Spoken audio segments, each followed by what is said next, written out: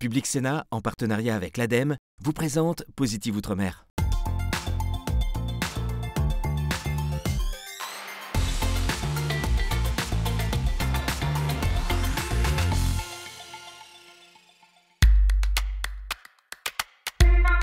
Direction Saint-Pierre-et-Miquelon, à 4200 km de Paris. Avec de la neige au printemps, le climat n'est pas très clément à Saint-Pierre-et-Miquelon. La grande majorité des maisons est à ossature bois et y atteindre des températures confortables est devenu très onéreux. Entre le coût des matériaux de construction et le prix du pétrole, le sujet de la transition énergétique est donc prioritaire sur l'archipel, et ce, dès l'école primaire.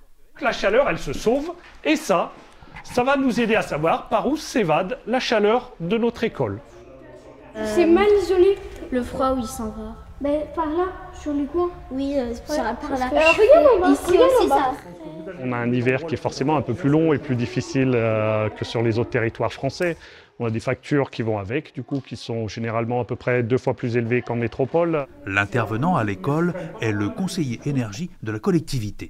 Il prend en compte les particularités de l'archipel, des matériaux venus du Canada voisin et des chantiers en autoconstruction. En France, en général, pour faire évoluer, on forme les artisans et après, il n'y a plus qu'à leur demander d'appliquer ce qu'on leur a appris. Ici, les gens font eux-mêmes. Donc, les gens se transmettent beaucoup parce que ces chantiers sont souvent collectifs. Quand on construit, quand on rénove, on fait souvent appel à ses voisins, ses cousins, ses frères.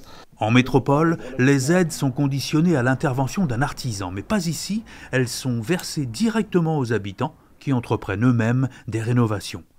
Comme ici, à l'intérieur d'une des plus anciennes maisons de Saint-Pierre.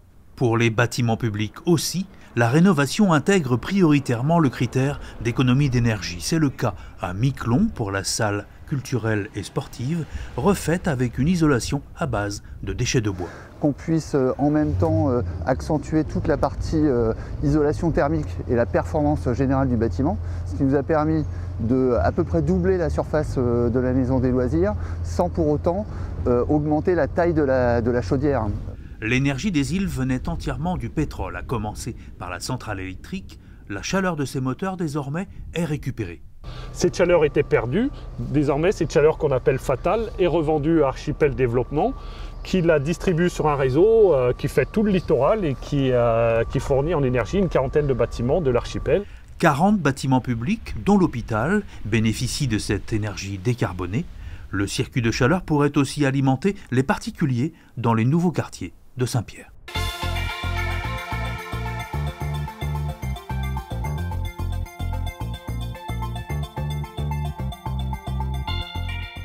Public Sénat, en partenariat avec l'ADEME, vous a présenté Positive Outre-mer.